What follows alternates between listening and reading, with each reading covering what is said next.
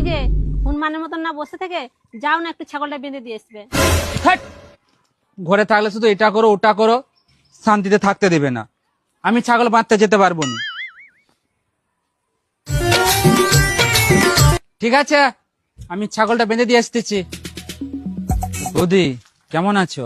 ভালো। আর কদিন ধরে দেখতে পাইনি, কোথায় গেছিলে?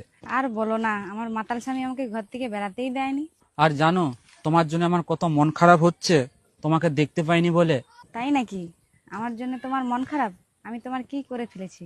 তুমি আমার মন চুরি করে নিয়েছো, আমি তোমাকে ভালোবেসে ফেলেছি। তাই নাকি? হ্যাঁ।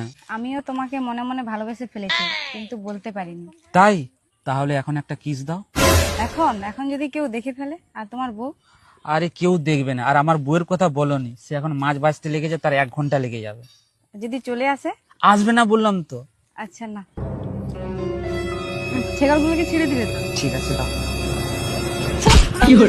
প্রেম করাচ্ছে, প্রেম শালা। আরাম যেটা প্রেম করতে প্রেম ওই করে ছাগল মারতে না। তুমি যেটা ভাবছো সেটা কি?